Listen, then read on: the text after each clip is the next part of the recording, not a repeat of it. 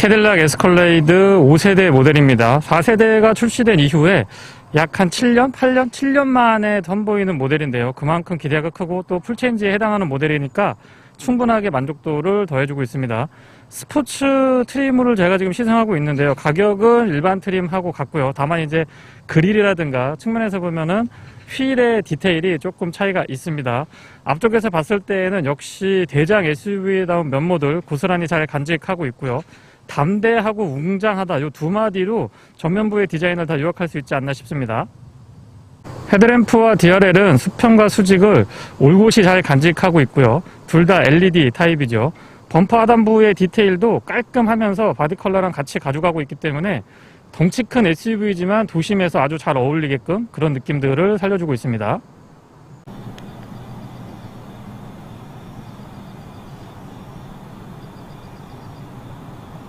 야간의 세레모니도 상당히 적극적인 편이고요. 특히 발판 쪽에 LED 라이트가 길게 자리하고 있는데 덕분에 야간에 아주 밝은 시야를 확보해주고 있습니다. 앰비언트 라이트는 크러쉬 패드 중앙하고요. 도어 쪽에 얇고 진하게 이어져 있습니다. 풋램프도 은근하게 잘 자리하고 있고요. 센터 터널 측면에도 은근한 램프가 이어지고 있습니다. 뒷좌석에도 앰비언트 라이트는 살짝 보이긴 하죠. DRL만 켰을 때는 생각보다 밝은 것 같진 않습니다. LED 헤드램프는 광원의 폭과 직진성, 특히 광원의 폭이 상당히 넓은 편에 속하고요. 차량의 차고가 높기 때문에 높은 데서 이렇게 쫙 아래쪽으로 쏘아 비춰주는 그런 이 시야각이 상당히 좋은 편에 속합니다. 상하향의 이 변동 폭도 제법 있는 편에 속하고요. 참고로 지금 시승하고 있는 차량이 전면 틴팅이 좀 진한 편이라서 그거 감안하고 봐주셨으면 합니다. 실내에서 봤을 때는 자연광보다는 백색광에 가깝고요. 상향등과 하향등 그리고 비상등까지 모두 점등시킨 상태입니다. 아래쪽에 잔상 같은 것들도 크게 거슬리지는 않고요. 사실 실내에서 보면 이 정도에서 시야각이 들어오기 때문에 눈에 거슬리는 잔상 같은 것들은 전혀 느껴지고 있지 않습니다. 광원의 직진성보다는 폭이 정말 넓은 걸 보실 수가 있는데요. 테두리 부분까지 아주 시원하고 또렷하게 야간 시야 잘 확보해 주고 있습니다. 차량의 덩치가 큰 만큼 야간의 헤드램프도 상당히 밝은 걸 보실 수가 있는데요. 이쪽에서 보니까 확실히 직진성도 좋지만 광원의 폭이 어마어마하네요. 브레이크 등과 방향지시 등 모두 다 LED고요. 번호판 보조 등까지 LED로 꼼꼼하게 잘 챙겨줬습니다. 존재감은 확실하죠. 테일램프도 그렇고 방향지시 등도 존재감 확실한데 뒤쪽에서 봤을 때 조금 눈이 부실 수도 있을 것 같습니다. 굉장히 밝아요. 전면부 디자인이 워낙 웅장하고 담대하다 보니까 측면이 보이기 시작하면은 조금 비례감이 형성이 되는 것 같긴 합니다. 그래도 어쨌건 앞에서 보면은 무슨 트럭 같은 느낌이 듭니다. SUV나 이 승용에 가까운 느낌이보다는 상용차를 타고 있는 듯한 느낌, 상용차를 구경하고 있는 듯한 느낌, 그런 느낌들이 전달이 되고요.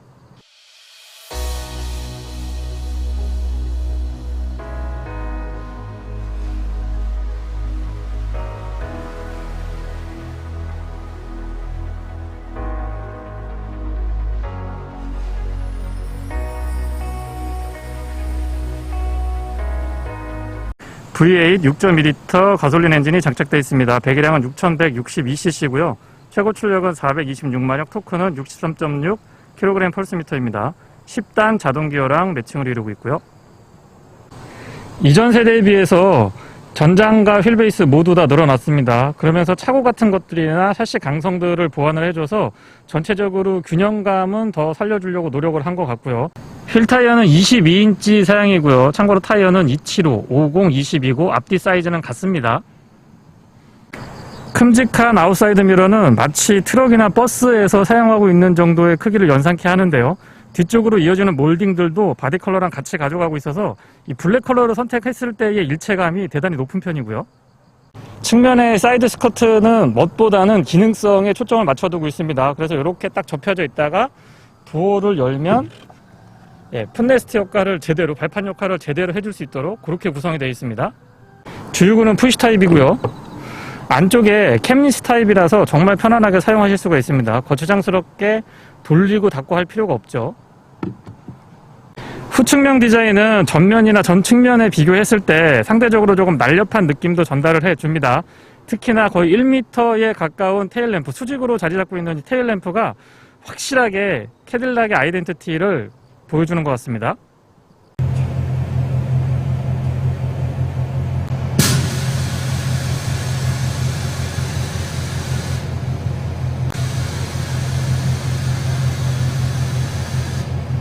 후면부 디자인은 마치 로봇의 얼굴을 보는 듯한 느낌을 전달을 해주고 있고요. 수직으로 길게 양쪽에 기둥처럼 자리 잡고 있는 테일램프 독특하고 가운데 캐딜락의 엠블럼이 상대적으로 더 크게 느껴지는 것 같습니다. 범퍼 하단부의 마무리도 바디 컬러라든가 바디의 굴곡 같은 것들을 꾸준하게 가져오고 있으면서 깔끔하게 마무리해주고 있고요. 아래쪽으로 이렇게 보시면 지금 화면에 잡힐지 모르겠는데 스페어 타이어가 이 안쪽으로 자리하고 있습니다. 머플러는 듀얼 타입이고 오픈돼 있고요. 보통 요즘에 페이크 머플러 많이 사용하고 있는데 진짜로 직관형으로 쭉 뽑아주고 있어서 6.2L, V8 6.2L의 배기를 시원시원하게 잘 담당해 줄 것 같습니다. 테일게이트는 전동인데요. 2단으로 작동을 할 수가 있습니다. 이 아래쪽에 보시면은 고무 버튼이 하나 마련이 되어 있는데 누르면 글라스 부분만 살짝 오픈을 할 수가 있습니다. 이렇게 열리고 여기에 큰 짐 같은 것들은 아니지만 작은 것들은 넣었다 뺐다 하시기에 편리하게 쓰실 수가 있고요. 워낙 테일게이트가 크다 보니까 이 위에 글라스 부분만 사용하셔도 편리하게 쓰실 수가 있습니다. 그리고 메인 테일게이트는 전동인데 이 캐딜락의 엠블럼을 살짝 눌러주시면 큼직한 문이 열리고요. 아무래도 크기가 있다 보니까 속도는 그렇게 빠르지 않습니다. 소음 정도는 심하지 않고요.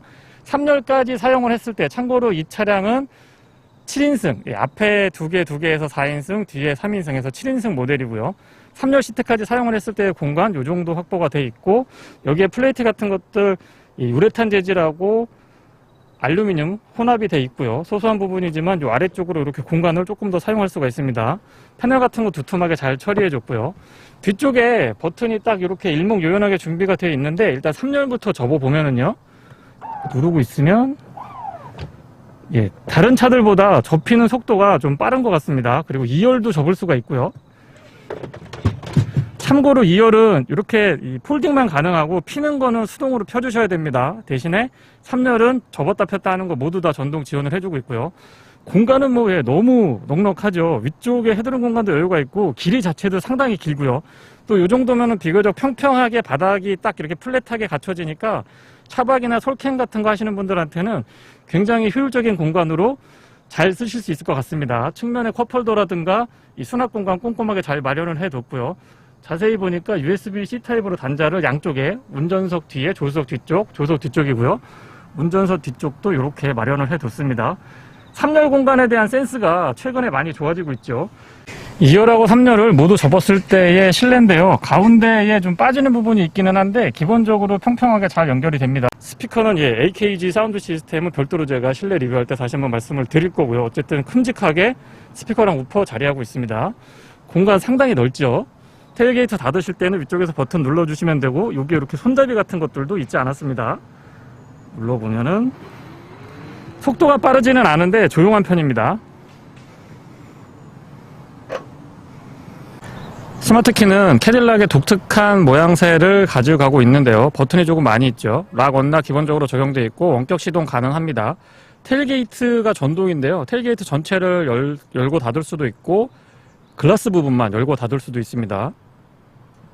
도어 핸들이 좀 독특하게 구성이 되어 있는데요. 바깥쪽에서는 움직이지 않고 안쪽에 버튼식으로, 지금 카메라에 좀 안 잡히는데 안쪽에서 버튼식으로 누를 수 있도록 준비되어 있습니다. 뒤쪽에는 스마트키를 인식할 수 있는 부분이 없고요. 앞쪽에만 음각 처리되어 있습니다. 소소한 부분이지만 여기에도 캐딜락의 그 문양이 고스란히 들어가 있네요.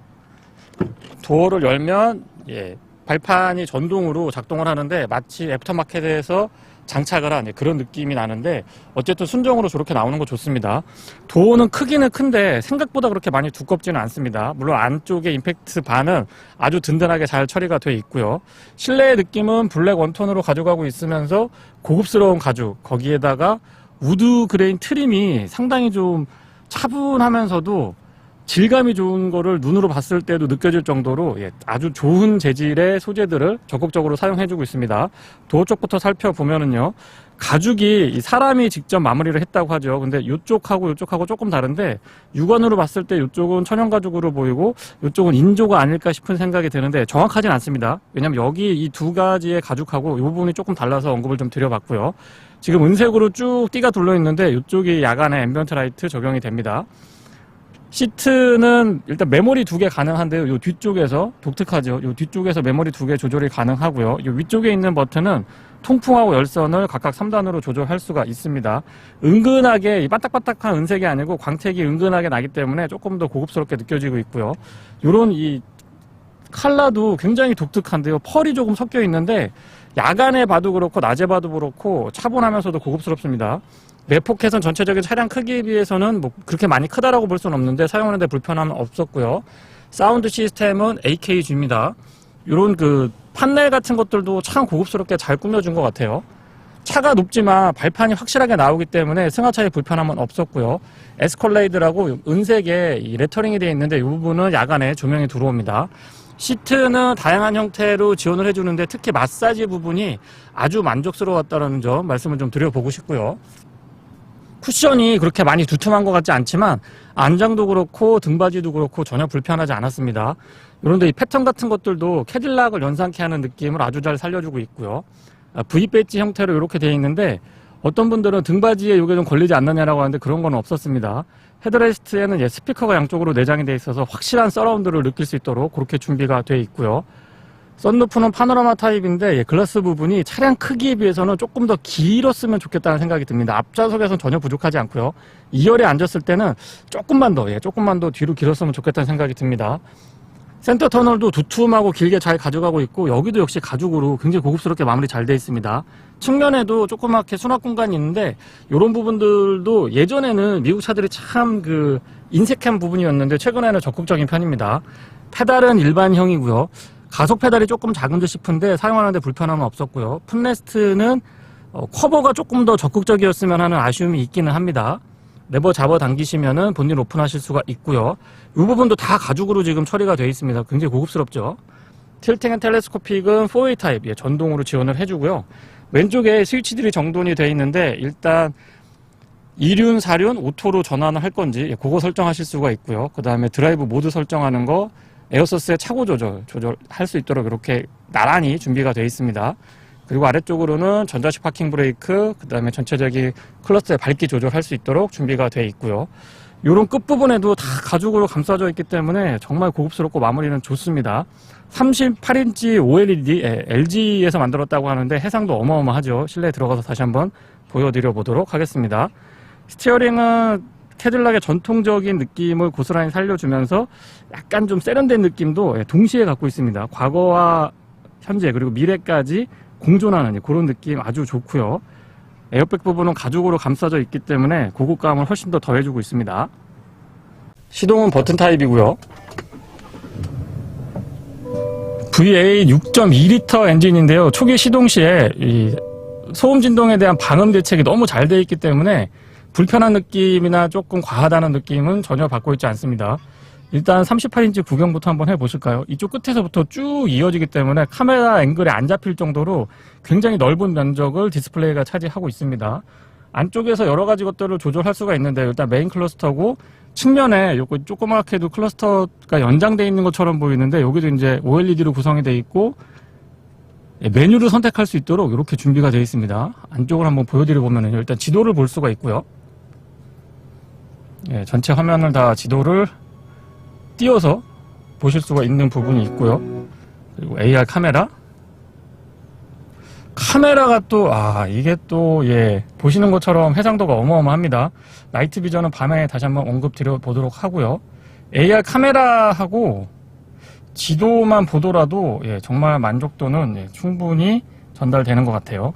AR 카메라는 야간에 보더라도 해상도가 굉장히 좋습니다. 화면의 해상도도 좋지만 카메라도 해상도가 상당한 것 같고요.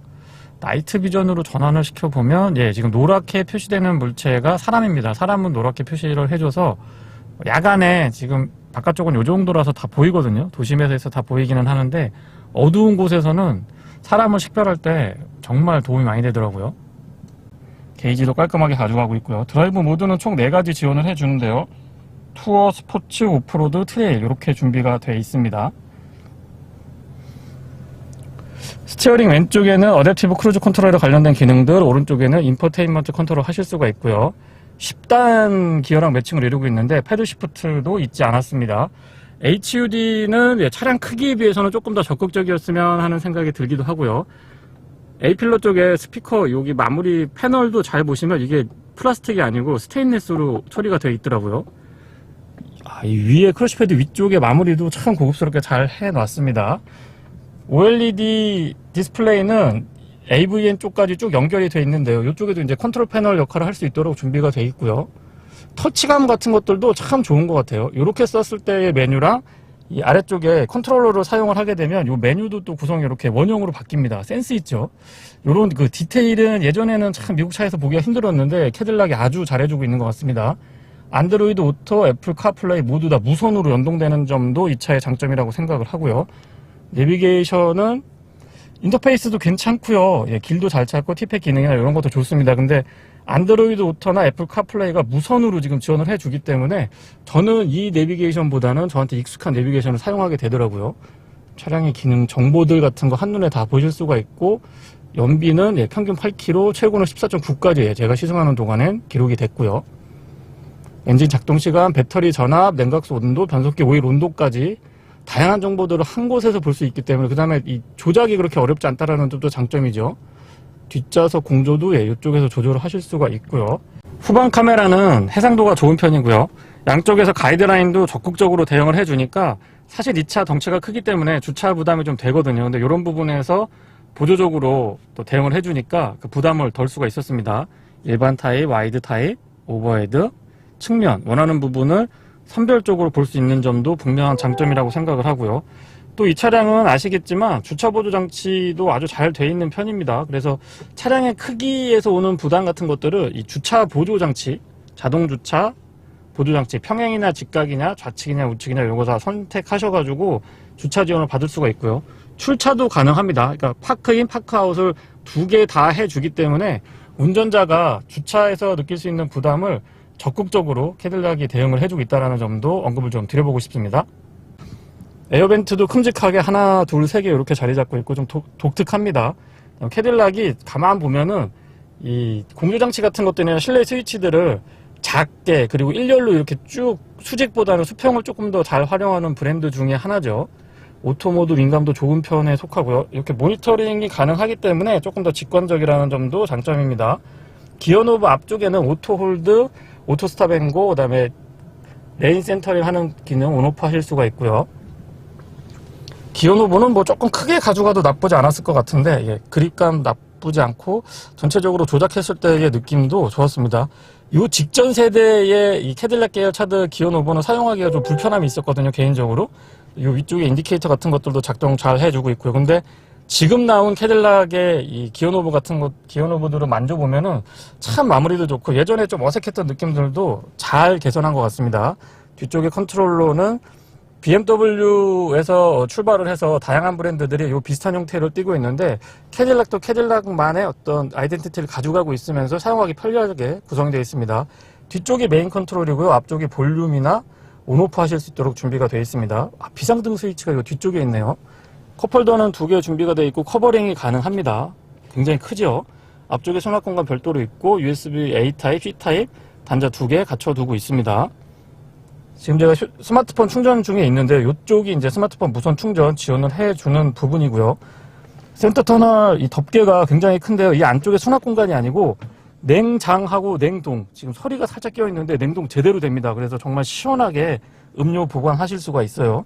이쪽에 수납 공간이 없어서 좀 부족하지 않느냐라고 말씀하실 수도 있는데 이 부분이라든가 이 측면, 센터 터널 측면을 활용하시면 수납 공간이 이렇게 부족하다는 느낌은 못 받았습니다. A필러 쪽이나 천정으로 올라가는 이 부분도 모두 다 스웨이드로 고급스럽게 처리 잘 해놨고요. 조수석 수납 공간 잡아 당겨보면 폭이 조금 더 이 길이가 좀 길었으면 좋겠어요. 높이는 괜찮은데 차가 크니까 조금 더 길게 가져갔으면 좋았겠다라는 생각이 들긴 합니다. 안쪽에 카펫 같은 걸로 깔끔하게 마무리 잘 해줬고요. 선바이저 내려보면 조명이 양쪽으로 LED인데요. 은근하게 들어와서 이 조명 안에서 보면 굉장히 선남선녀로 보일 수 있도록 준비해 놨습니다. 이런 것도 다 스웨이드로 마무리 잘 해줬네요. 맵등은 지금 다, 실내등은 참고로 모두 다 LED고요. 이게 이 테일게이트 오픈 각도로 조절할 수 있는 부분인데, 예전에는 아마 도어 쪽, 그 매포켓 쪽 안쪽에 자리 잡아서 조금 불편하기도 하고 스위치를 찾아야 되고 막 그랬었는데, 차라리 이게 나은 것 같아요. 눈에 잘 보일 수 있도록 준비가 되어 있고요. 썬루프는 이너 커튼만 조절할 수가 있고, 슬라이딩이나 틸팅 각각 조절이 됩니다. 차가 크기 때문에 지금 이게 짧은 길이가 아닌데요. 조금 더 길었으면 하는 생각이 들 정도로 공간에 여유가 있죠. 뒤로 쭉 가면 2열에서 앉으면은 2열하고 3열에 앉았을 때 조금 아쉽다라는 점은 다시 한번 좀 말씀을 드려보고요. 1열하고 2열에 앉았을 때는 뭐 요 정도는 괜찮은데 2열을 조금 뒤로 밀거나 3열에 앉으면은 차량 길이가 워낙 기니까 조금 더 여유를 가져갈 수 있었으면 어땠을까 싶습니다. 그리고 특이한 점이 캐딜락 차량들 보면 여기에 디지털 미러라고 해서 카메라에서 보여주는 기능들을 사용을 하는데, 지금 이 차량에는 그 기능은 없고요. 대신에 이 테두리 부분이 플라스틱으로 처리가 되어 있는데 생각보다 두껍지 않아서 뒤쪽의 시야는 답답한 편은 아니었습니다. 뒷좌석이고요. 윈도우는 올 오토 타입이고요. 끝까지 내려가서 깔끔하고 개방감 좋습니다. 다시 보더라도 이 실내 내장의 고급스러움이나 마무리는 인정해주고 또 칭찬을 아끼지 않고 싶습니다. 스위치 깔끔하게 준비가 되어 있고요. 기본적인 디자인은 앞쪽하고 같고요. 매포켓은 오히려 앞쪽보다 뒤쪽이 조금 더 여유있게 준비가 되지 않나 싶습니다. 타고 내릴 때 발판이 참 편안하게 이 높이라든가 넓이, 다 위치가 좋아서 타고 내릴 때 불편함은 없었습니다. 뒤쪽에도 알루미늄으로 처리가 되어 있는데요. 이쪽도 야간에 에스컬레이드 레터링에는 조명이 들어온다는 거 언급을 좀 드려보고 싶고요. 2열 시트가 좌우 독립형입니다. 선택을 하실 수가 있는데 지금 시승하고 있는 차량은 7인승이기 때문에 독립형으로 준비가 되어 있고요. 웬만한 세단의 뒷좌석보다는 조금 더 편안하게 가져가실 수가 있습니다. ISO 픽스도 가능하고, 이 패턴은 다시 보더라도 정말 고급스럽네요. 누가 보더라도 딱 보면 이거 캐딜락 아닌가 라는 느낌이 들 정도로 이런 거는 참 잘 되어 있습니다. 헤드레스트는 기본적으로 위치가 나쁜 거는 아닌데요. 이 친구가 이렇게밖에 조정이 안 돼요. 완전히 접히거나 그냥 딱 피거나, 여기서 좀 각도 조절이나 높낮이 같은 것들이 조절이 됐으면 좋겠는데 요것만 조절이 돼서, 요거는 제가 높낮이 조절이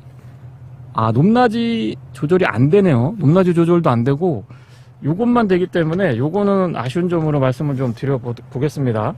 암레스트도 각각 갖춰주고 있는데 요게 이제 중간에 딸깍 하면서 이렇게 각도 조절을 해서 멈출 수 있었으면은 조금 더 좋지 않을까 싶은 생각이 듭니다. 에어벤트는 위쪽에 3열 쪽하고 2열 쪽에 여기에 보시면 에어벤트 자리하고 있고요. 가운데나 기둥 쪽에는 없습니다. 바닥은 평평하게 구성이 되어 있어서 발 공간, 무릎 공간 모두 좋고요. 앞좌석 시트 안장하고 아래쪽 부분이 조금 더 높이가 떨어지면은 발을 좀 더 깊숙하게 넣을 수 있어서 좋지 않았을까 싶은 생각이 듭니다. 타고 내릴 때도 크게 부담은 없고요. 손잡이가 달려 있어서 특히 여성분들이나 어린 아이들이 타고 내릴 때 도움을 받을 수가 있습니다. 가운데 큼직하게 컨트롤 패널 준비가 되어 있는데요. 공조장치 온도 조절하고 바람의 세기 포지션 같은 거 조절하실 수가 있는데 3존까지 가능합니다. 운전석, 조수석, 그 다음에 뒤쪽을 한 번에 같이 컨트롤 할 수 있도록 그렇게 준비가 되어 있고요. 통풍 시트는 없고 열선만 3단으로 조정이 됩니다. 굉장히 묵직하게 나오는데 컵홀더가 준비가 되어 있고 잡소리 같은 것들도 안 났어요. 이 텐션이 굉장히 좋아서 잡소리 같은 건 없었고요. 아래쪽으로 보시면 USB C타입으로 단다 2개, 그리고 HDMI 케이블 좌우측에 연결할 수 있도록 각각 2개 마련해 놨습니다. 여기는 230V 인버터네요. 이것도 꼼꼼하게 커버링 되어 있고요. 뒤쪽에도 보시면 화면이 꽤나 큼직하고요. 터치감 같은 것들도 좋고 내비게이션 작동하실 수도 있고요. 물론 이제 각도 조절도 가능합니다. 앞쪽하고 연동이 돼서 이렇게 사용할 수 있다는 점은 분명한 장점이고요. 생각보다 이 USB 비디오를 보거나 HDMI로 연결해서 보시거나 아니면 미러링 해가지고 보셨을 때 화질이 나쁘지 않았다라는 점은 분명한 장점으로 언급을 좀 드려보겠습니다. 뒤쪽에서도 설정할 수 있는 것들이 꽤나 많기 때문에 장거리 여행 같은 거 하실 때는 불편함 없이 지루함 없이 이동을 하실 수가 있을 것 같아요. 3열로 탑승할 때는요, 2열 폴딩된 상태에서 이렇게 레버를 잡아당기면 접어지고요. 앞쪽으로 이렇게 접어지고 나면 이 공간이 상당히 넓습니다. 그래서 발판 밟고 성인 남성들도 올라갔다 내려갔다 하실 때, 승하차 하실 때 전혀 답답하거나 불편하진 않고요. 3열 시트도 성인 3명 앉아도 넉넉한 공간은 확보가 됩니다. 다만 이 발 공간이 밑으로 조금 더 꺼졌으면은 훨씬 더 편하지 않았을까 싶고요.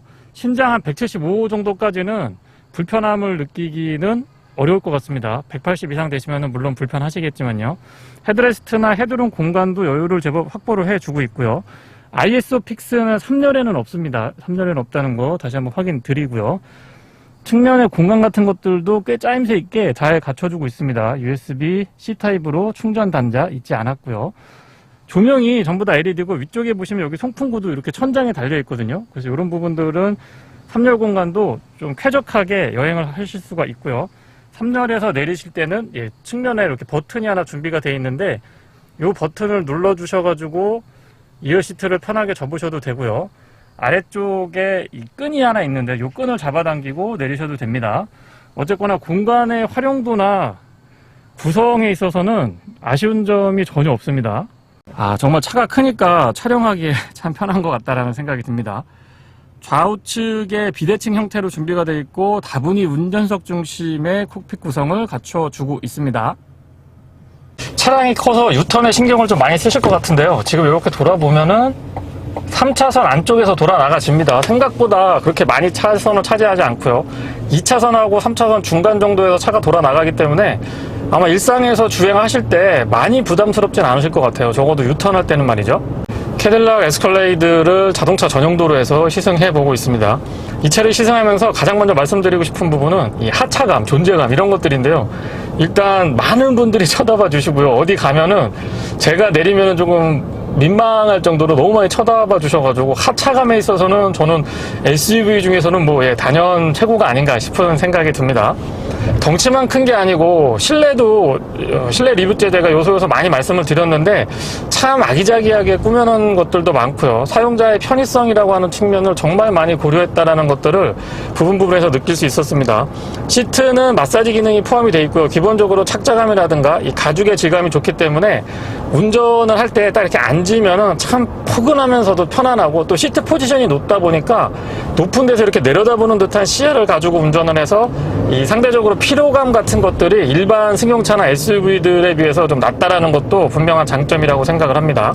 8기통 6.2L 엔진이 장착되어 있죠. 최고 출력은 426마력에 토크가 63.6kgm/S로 알고 있는데 10단 자동 미션하고 매칭을 이룹니다. 근데 이 10단 기어라고 하면 오르고 내리고 기어 변속이 자주 일어날 것 같고 좀 뭐라고 그럴까요? 충격 같은 거나 번잡스러운 느낌이 전달될 것 같은데 지금 기어가 변속이 되고 있는지 안 되고 있는지가 약간 헷갈릴 정도로 굉장히 부드럽고 편안한 느낌을 연결해 줍니다. 근데 또 지금 모드는 제가 투어 모드로 달리고 있는데요. 스포츠 모드로 전향을 하면은 빠릿빠릿하게 올라갔다 내려갔다 하는 그런 재미 같은 것들도 전달을 해주고 있어서 운전할 때 다기통 엔진의 파워를 조금 더 여유 있게 사용하는 그런 느낌이 굉장히 좋습니다. 그리고 이제 강제로 10단으로 고정을 하고 시속 100km를 보면 1400rpm 정도에서 구현이 되는데요. 연비가 좋은 친구는 아닙니다. 연비가 좋은 친구는 아니지만은 낮은 rpm에서 기준 속도를 뽑아낼 수 있기 때문에 실내에서 느끼는 어떤 편안함이나 안락함 같은 것들은 꾸준하게 유지가 된다는 것도 분명한 이 차량의 장점이라고 생각을 합니다.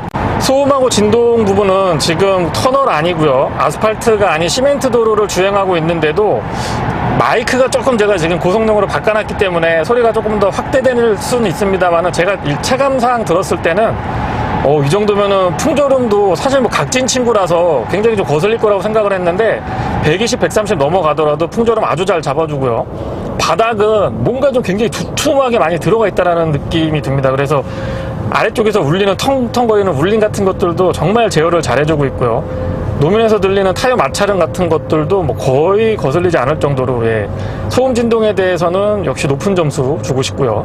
공인연비는 6.5km고요. 도심에서는 5km대 후반, 고속에서는 7.8km로 알려져 있는데 화면에 지금 보일지 모르겠습니다만 각도가 조금 애매하긴 해요. 지금 평균 연비는 제가 시승했을 때 5.5km 나왔고요. 최고 연비는 14.9km까지 확인을 할 수가 있었습니다. 물론 짧은 구간에서의 연비고 제한된 조건이긴 합니다만 어쨌든 두 자릿수 연비를 확인할 수 있다는 거, 그거는 좀 전달을 드려보고 싶고요. 평균적으로 크게 연비에 신경을 안 쓰고 운행을 하시면 이 차는 6km대 중반에서 7km 정도까지는 보실 수가 있습니다. 그리고 지금처럼 자동차 전용도로 고속도로에서 80에서 100km 정도로 크루징을 꾸준하게 가져가시면은 한 9km, 8km, 9km 정도, 두 자릿수는 조금 힘듭니다. 제가 아까 14.9km라고 말씀드렸던 거는 정말 연비를 뽑아내기 위해서 제가 에어컨도 잠깐 꺼두었고요. 모드를 바꿔서 조금 투어 모드에서 굉장히 신경을 많이 썼을 때의 연비다라는 거를 다시 한번 좀 말씀을 드리고요. 모드는 총 4가지 지원을 해줍니다. 투어, 스포츠, 오프로드, 트레일 이렇게 있는데 투어랑 스포츠의 편차는 굉장히 큰 편이고요. 특히나 이 서스펜션의 세팅까지도 많이 바뀌기 때문에 지금 투어로 가면은 굉장히 좀 부드럽거든요. 이 출렁출렁하는 부드러움은 아닙니다. 굉장히 부드럽고 편안한 느낌의 승차감을 제공을 해주는데 스포츠로 딱 바꾸면 차가 갑자기 휙 변합니다. 그래서 좀 탄탄하면서 들여 밟아도 뒤뚱거리거나 많이 좀 불안한 느낌이 전달이 안 될 정도로 세팅이 스포츠에 굉장히 좀 스포티하게 바뀐다는 것도 캐딜락 에스컬레이드의 또 다른 장점 중에 하나라고 생각을 합니다. 킥다운 같은 거 해보면 순간적으로 치고 나가는 느낌, 이거 8기통이 아니고 10기통이라고 해도 믿겠는데요. 이렇게 훅훅 치고 나가는 느낌이 너무 좋고요. 좀 전에 톨게이트를 통과를 했는데 톨게이트 통과하실 때 이 표 뽑는 데 들어가면은 맨 3단으로 있거든요. 그럼 맨 밑에 1단에서 나오는 게 아니고 이 차는 2단, 트럭이나 아니면은 이 승합차들 가는 거기에서 표가 나옵니다. 물론 그 비용을 지불할 때 눈높이가 아래쪽에 있지 않고 많이 올라와 있기 때문에 톨게이트에서 이 비용 수납하시는 수납원 분들하고도 거의 어깨를 나란히 맞춰서 이렇게 할 수 있기 때문에 그런 것도 조금 저는 이색적으로 다가왔고요. 맨날 세단만 타다가 SUV 타고 또 SUV도 이렇게 풀사이즈 SUV를 타보니까 그런 면에서는 좀 차별화가 되는 것 같습니다. 사운드 시스템은 AKG이고요. 스피커가 36개로 알고 있는데 잠깐 한번 들어볼게요.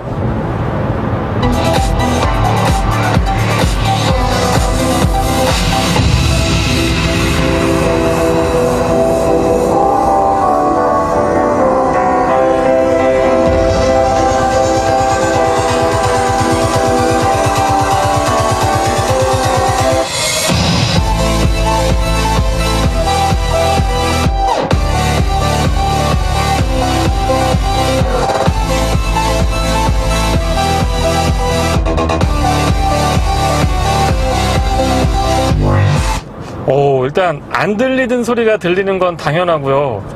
천정 위에도 스피커가 준비가 되어 있고 헤드레스트 바로 뒤쪽에도 지금 2개 있거든요.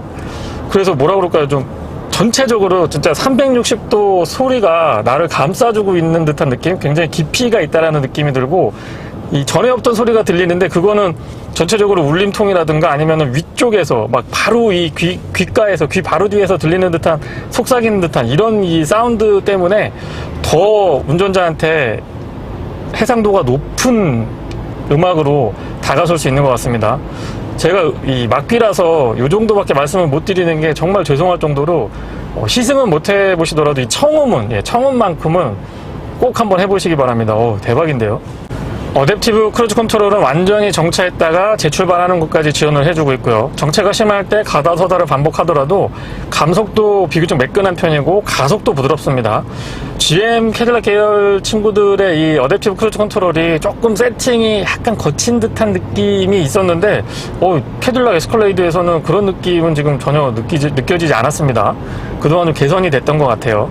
독일 3사의 풀사이즈 SUV랑 에스컬레이드랑 비교를 해보면 그냥 선입견으로 바라봤을 때 미국에서 만들었고 뭐 이 큰 덩치를 보나 이런 거 보면 이 차가 승차감이 조금 더 소프트하고 약간 출렁임도 심할 걸로 생각을 많이 하시는데 그렇지 않습니다. 독일 3사랑 비교를 해보면 이 친구가 오히려 좀 탄탄하고 잔진동 같은 거 대응을 할 때 보면은 조금 탄탄하다라는 느낌을 받을 정도로 투어 모드 세팅, 일반 모드 세팅에서 그렇단 말씀이고요.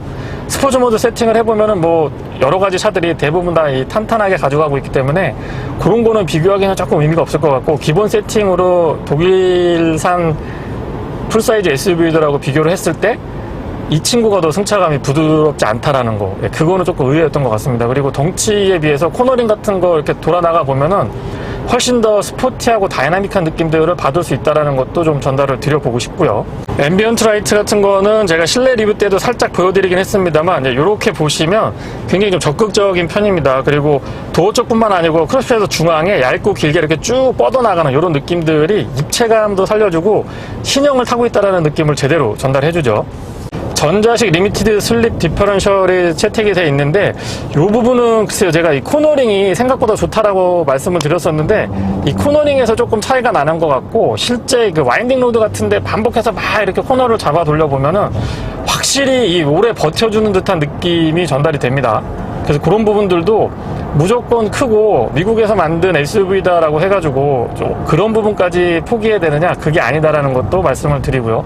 좀 의외였던 부분이 그 두 가지죠. 코너링이 생각보다 좋다라는 거, 그리고 독일에서 만든 풀사이즈 이 SUV들과 비교를 했을 때 이 친구가 더 약간 좀 하드하고 탄탄한 느낌이 든다라는 거, 요거는 조금 유념을 해 주셨으면 합니다. 비교하시는 분들은 꼭 시승해 보셔야 되고요. 차량은 제가 지금 시승하고 있는 스포츠 플래티넘하고 프리미엄 럭셔리 플래티넘, 이렇게 두 가지 버전이 있는데요. 탑승 인원은 7인승, 8인승 선택하실 수가 있습니다. 참고로 저는 이 2명, 3명 해서 7인승 차량을 시승하고 있는데, 개인적으로는 8인승보다는 7인승이 조금 더 잘 어울린다라고 생각을 합니다.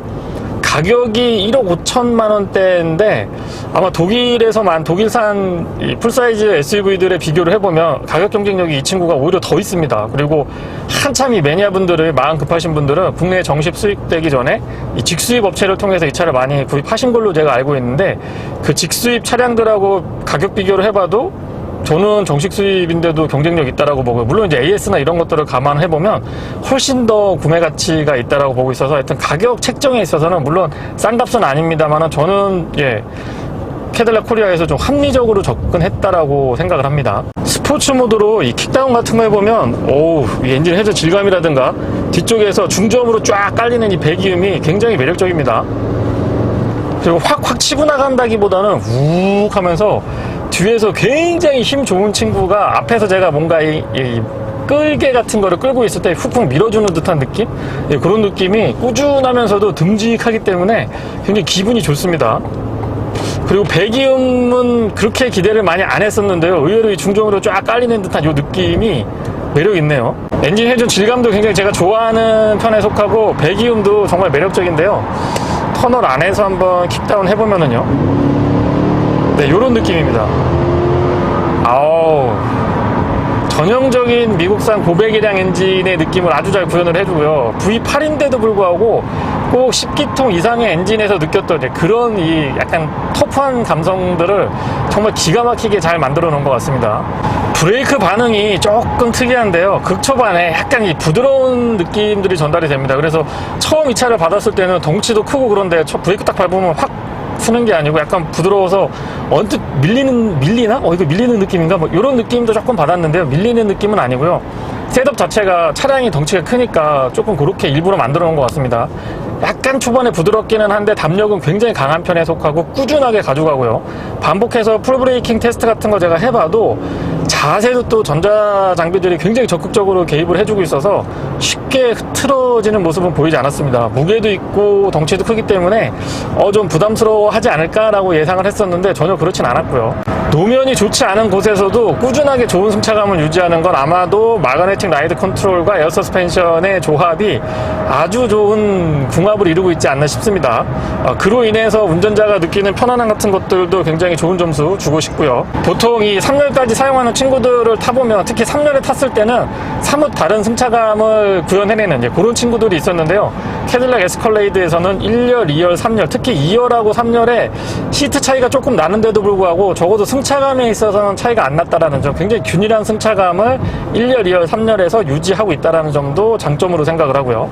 그리고 급하게 차선 변경 같은 거 해봐도 자세가 아주 잘 유지가 됩니다. 완전히 이 롤링 같은 거 없이 휙휙 수평으로 이동한다까지는 아닙니다만은 덩치나 차량의 무게를 감안을 했을 때 오히려 일반 세단보다도 더 안정감 있게 급차선 변경을 하는 그런 경우도 발생을 하거든요. 이런 부분들은 오랜 기간 크고 무거운 SUV를 만든 노하우가 쌓인 브랜드에서만이 구현할 수 있는 그런 기술력인 것 같습니다. 그 부분도 마음에 들고요. 차가 또 장점만 있는 건 아니잖아요. 물론 이제 서두에서도 계속 언급을 드리긴 했습니다만 저는 연비는 조금만 공인연비가 7km대만 됐으면 정말 좋겠습니다. 뭐 고속도로 연비 2자리를 넘겨주세요. 이거는 제가 봤을 때 조금 오버인 것 같고요. 7km대, 6km 후반이 아니고 7km, 공인연비 7km 정도만 나왔으면, 왜냐면 제가 다른 것 때문에 그런 게 아니고 10단 기어라고 하면 이 심리적인 그 마지노선이 있거든요. 10단이야? 그러면 뭔가 굉장히 효율적일 것 같다, 연비가 굉장히 좋을 것 같다라는 기대감이 있는데 그거에 상대적으로 못 미치는 것 같아서, 그래서 그 부분 조금 말씀을 드리고요. 그리고 헤드램프가 굉장히 밝은데 물론 이 알아서 조절을 다 해주기 때문에 뭐 운전자가 그렇게 크게 많이 신경을 쓰지 않아도 됩니다. 다만 차가 워낙 높다 보니까 헤드램프 위치 자체가 이 포지션이 높거든요. 그 높은 데서 오기 때문에 저는 운행하면서 다른 차량들한테 눈뽕을 맞진 않았는데 아주 아슬아슬합니다. 그래서 그 부분을 조금 더 이 인위적으로 조절할 수 있었으면, 조금 더 조절할 수 있었으면, 물론 이제 밝을 때는 더 밝으면 좋죠. 밝으면 좋은데 저는 시내 주행할 때 조금 눈뽕 이 표현이 좀 그렇습니다만은 상대방 차로부터 이 쌍라이트를, 상향등을 받을 듯 말 듯한 그 밝음, 그게 조금 아쉽다는 거, 그 두 가지 정도를 말씀을 드려보겠습니다.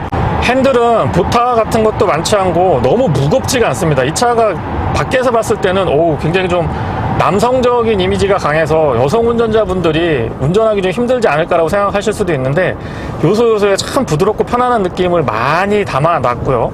스티어링 자체도 그렇게 두꺼운 편이 아닙니다. 그리고 분명히 보타가 많은 스티어링 감각은 아니지만은 돌려보면은 특히 주차 같은 거 할 때 굉장히 부드럽게 조작을 하실 수가 있기 때문에 여성 운전자분들이 너무 거부감을 갖지 않으셔도 되겠다라는 점도 말씀을 좀 드려보고 싶고요. 그리고 시트 포지션 자체가 상당히 높기 때문에 전방 시야는 좋은 편에 속합니다. 그런데 외부에서 봤을 때 덩치가 많이 크기 때문에 훨씬 더 잘 보일 거라고 생각을 하시는데 덩치에 비해서 이 유리가 차지하고 있는 면적이 많이 넓다라고 할 수는 없습니다. 특히 앞쪽이 그렇거든요. 그래서 이거를 답답하고 좁다라고 말씀드리기보다는 저는 좀 안정감이 있다, 뭔가 좀 감싸 안아주는 듯한 느낌. 이 A필러 마무리 좀 보세요. 이게 약간 가릴 것 같아서 조금 답답할 거라고 느낄 수도 있지만 또 아주 이렇게 잘 마무리를 해놨기 때문에 튼튼한 기둥이 하나 나를 받쳐주고 있다는 느낌이 들어서 든든함으로 다가오고요. 아웃사이드 미러는 설명 안 드려도 될 것 같아요. 이게 화면에 보이시는 것처럼 버스나 트럭, 승합 차량 이상에서 볼 수 있는 크기를 갖추고 있기 때문에 시원시원하게 잘 보입니다. 광각 처리를 그렇게 많이 하지 않아서 왜곡되는 것도 크지 않고요. 마사지 기능은 생각보다 복잡하진 않습니다. 지압 3단계로 조정할 수 있고요. 주무르기 3단계로 조절이 가능합니다. 딱 이 두 가지를 컨트롤할 수가 있는데 의외로 간지러운 구석을 잘 긁어줍니다. 의외로 좀 피곤한 구석을 꼭꼭 잘 짚어주기 때문에 개인적으로 제 체형에는 이 마사지가 굉장히 좀 좋았다라는 것도 전달드려보고 싶습니다. 체형에 따라 조금 다를 수는 있어요. 그리고 통풍 시트하고 열선 시트는 뭐 성능 나쁘지 않았고요. 통풍 시트는 상대적으로 엉덩이 쪽보다는 등 쪽이 조금 더 시원했던 것 같습니다, 저는. 그리고 화면에 잡힐지 모르겠는데 HUD가 이 폰트라든가 컬러 구성이라든가 해상도 같은 거 굉장히 좋습니다. 또렷하고 아주 잘 보이는데 차량 덩치가 조금 있다 보니까 덩치에 비해서 너무 작지 않나 싶습니다. 그래서 저 부분은 조금 더 키워줬으면은 훨씬 더 이 차량의 대장 SUV다운 느낌, 차량의 덩치에 걸맞는 이 HUD 구성이 되지 않을까 싶어서 그 부분도 조금 아쉽다고 말씀을 드려볼게요. 그리고 이 내비게이션 연동에 대해서도 조금 말씀을 드리고 싶은데요. 현재 클러스터 안쪽에는 헤드라이트 순정 내비게이션이 진행이 되고 있고요. 저는 안드로이드 오토에 T맵을 연결을 해가지고 지금 AVN 내비게이션 메뉴에서 지금 보고 있는데 이 두 개를 이렇게 동시에 켤 수 있는데 이렇게 켰을 때는 HUD의 이 순정 내비게이션 길 세팅해 놓은 게 안내가 연동이 되고 안드로이드 오토로 연결한 그 T맵에서의 내용들은 연동이 안 됩니다. 그래서 이 부분들은 운전자가 조금 이 세팅을 통해서 설정을 바꿀 수 있게끔, 예를 들면 나는 이 코스에서는 순정 내비게이션보다는 T맵을 먼저 좀 보고 싶다. 그래서 T맵을 연동시켜서 클러스터 안쪽이라든가 HUD하고 이렇게 연동될 수 있게끔 해놨으면은 훨씬 더 이 소비자의 만족도가 높아지지 않았을까 싶은 생각도 듭니다. 노면이 좋지 않은 곳, 이렇게 과속 방지턱 넘어 보면은요, 확실히 이 에어 서스펜션의 세팅이 잘 돼 있다라는 느낌을 받는데요. 덩치가 크고 무거운 차들은 어쩔 줄 모르는 경우가 간혹 있어요. 근데 에스컬레이터 이렇게 넘어 보면 이 넘은 순간도 그렇지만 넘고 나서 뒷마무리, 넘는 중간까지도 낭창낭창하게 아주 잘 대응을 해줘서 서스펜션의 세팅이라든가 승차감은 다시 한번 좀 장점이라고 말씀을 드려보고 싶습니다. 캐딜락 차량들의 장점이 평균 연비랑 최고 연비를 최근 몇 킬로 이내에서 설정을 해서 설정을 바꿔가면서 볼 수가 있는데요. 4일 정도 제가 차량을 시승을 했는데 평균 연비는 7.8이 나왔고요. 최고 연비는 14.9가 나왔습니다. 이 연비는 지금 테스트 연비이기 때문에 참고용으로만 사용을 하시면 좋을 것 같고, 그럼 도대체 평균 연비 몇 정도로 봐야 되냐라고 하면은 저는 6km대 중반에서 7km 초반 정도 보시는 게 가장 실연비에 근접하지 않나 싶습니다. 참고로 타이어 공기압은 지금 39에 맞춰놓은 상태고요. 확실히 이 덩치가 있어서 이 좁은 골목길 다닐 때는 운전이 이렇게 서툰 편이 아니거든요. 제가 오랫동안 운전을 하고 거의 뭐 매주 시승을 하고 이렇게 있어서 운전이 그렇게 서툰 편이 아닌데 신경은 좀 쓰입니다. 예. 차량에 이 덩치가 좀 있다 보니까 아무래도 이 좁은 골목길에서 신경이 쓰이는 건 사실인데요. 반면에 4일 정도 지금 운행을 하고 있는데 제 운전 습관이 조금 바뀝니다. 뭔가 좀 여유 있어지고 웬만하면 이렇게 좀 양보를 하게 되고, 물론 차가 크고 약간 거친 느낌이 있어서 막 운전을 할 것 같았거든요. 근데 생각보다 좀 여유가 생기는 것 같아요. 그리고 웬만하면 양보를 하게 되고, 그래서 확실히 큰 차를 타니까 여러 부분에서 이 삶의 여유가 좀 느껴지는 것 같습니다. 도심에서 주행할 때는 아무래도 덩치가 크기 때문에 신경이 많이 쓰이는 것은 사실입니다. 길이도 길고 폭도 넓고 이 높이도 상당히 있는 편에 속하기 때문에 좁은 골목길 다니실 때나 특히 오래된 건물 지하주차장 들어갈 때 저는 가장 신경이 많이 쓰였던 것 같습니다. 물론 뭐 주차보조 장치라든가 어라운드 뷰라든가 여러 가지의 최신 기능들이 포함이 되어 있긴 합니다만은 어쨌든 차가 크기 때문에 신경이 쓰이는 거는 분명하다라는 점 말씀을 좀 드려보고 싶고요. 공인연비가 6.5km로 제가 기억을 하고 도심연비가 5km대 후반으로 알고 있는데 실제 주행을 해보면 4.7에서 5.3 정도? 가장 안 좋은 조건일 때를 말씀을 드리는 겁니다. 출퇴근 시간대에 한 편도 6km, 7km, 10km가 안 되는 구간을 반복했을 때에 4km대 후반에서 5km대 한 초반 정도까지 연비가 나오니까요. 이 차를 타시는 분들은 가솔린 V8에다가 6200cc잖아요. 그래서 어느 정도 이 연비에 대한 부분은 조금 내려놓으시고 차량을 운행하셔야 될 것 같습니다. 반면에 이제 도심에서 주행을 하더라도 어떤 충분한 기동성이나 순발력 같은 것들, 그리고 이 승차감이 잔진동도 잘 걸러주지만 아주 노면이 좋지 않은 곳에서도 굉장히 대응을 잘 해줍니다. 그래서 시정을 간 좀 편안한 느낌 받으실 수가 있고요. 소음하고 진동 부분은 자동차 전용 도로에서도 말씀을 드렸습니다만은 바닥에서 올라오는 소음도 굉장히 대응을 잘해주고 있고, 측면에서 발생하는 풍절음이나 공무원 같은 것들 도심에서는 주로 많이 달리시지 않기 때문에 이 차가 받는 저항보다는 주변에서 이제 뭐 좀 시끄러운 트럭이 지나간다거나 바이크 같은 이동수단들이 좀 많이 웅웅하고 많이 왔다 갔다 하고 이러면은 조금 신경이 쓰이실 수가 있는데, 그런 부분에서 대응이 상당히 좀 매끄럽다라는 거, 안락하고 쾌적한 실내를 꾸준하게 잘 유지해줍니다. 소소한 부분이지만 무선으로 안드로이드 오토, 애플 카플레이가 연동이 되고 있다 보니까 도심에서 복잡한 길 찾을 때 뭐 기본적으로 캐딜락에서 제공하는 맵도 나쁘진 않습니다. 근데 이제 인터페이스라든가 국내 지형에는 확실히 특정 브랜드를 말씀드려서 그렇습니다만은 저는 T맵이 제일 잘 대응을 해주는 것 같아요. 그래서 그런 부분들 충분하게 편리하게 이용하실 수가 있다는 점도 캐딜락 에스컬레이드의 분명한 장점이라고 생각을 하고요. 클러스터 자체가 상당히 해상도가 좋죠. 그리고 AR 카메라 같은 거 사용을 해보면 지금 약간 어두운 터널 안을 지나가고 있는데도 화면에 잡히실 것 같기는 한데 정말 해상도가 좋습니다. 조금 오버하면 이 클러스터 안쪽에 OLED 클러스터 안쪽에 보이는 화면만 보고 운전을 해도 어느 정도 대응이 가능할 정도로 굉장히 대응 잘 해주고 있고요. 나이트 비전은 아마 도심에서는 크게 많이 사용하실 일은 없을 것 같습니다. 어두운 주변 광량이 거의 없는 가로등 같은 것들이 잘 비치가 되어 있지 않은 곳을 다니실 때이기 때문에 이런 기능은 도심보다는 이 교외 지역에 나가셨을 때 조금만 벗어나도 가로등이 많이 좀 어두운 구간이 있거든요. 그런 데서는 정말 유용하게 사용할 수 있고요. 특히 이 사람이 왔다 갔다 하면 그 부분은 네모나게 표시가 돼주기 때문에 안전운전에 도움이 많이 됩니다. 네, 이상 캐딜락 에스컬레이드 시승기를 마치겠습니다. 고맙습니다.